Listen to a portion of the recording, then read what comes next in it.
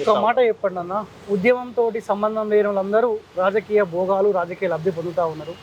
దర్వెల్లన్నకు మాట ఉంది, పాట ఉంది, ఉద్యమ నేపథ్యం ఉంది. దర్వెల్లన్నకు ఏం మిగిలిందంటే ఏం సమాధానం చెప్తారు? ఇప్పుడు రాజకీయ పార్టీలో ఒక నాయకుడు ఉన్నాడంటే పార్టీ వ్యవహారం, కాంగ్రెస్ పార్టీ ఉందనుకోండి, కాంగ్రెస్ పార్టీ యొక్క ఎజెండా, మేనిఫెస్టో అదొక రకంగా ఉంటుంది.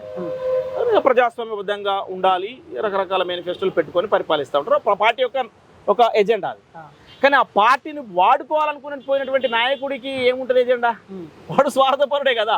నువ్వు చాలా మందిని గమనిస్తే గత ప్రభుత్వంలో పదవులు పొందిన వాళ్ళు మళ్ళీ ఈ ప్రభుత్వంలోకి వచ్చి కూడా పదవులు పొందుతారు.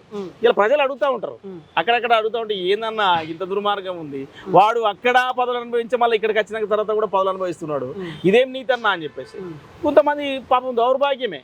ఇలా నేను కూడా అతీతం కాదు దానికి. గత ప్రభుత్వంలో కూడా ప్రతిపక్షాన్ని కనబడతాము, ప్రభుత్వాలు వచ్చినా కూడా ప్రతిపక్షాలకి కనబడతారు. అంటే ప్రజలు అవన్నీ గమనిస్తూ ఉంటారు.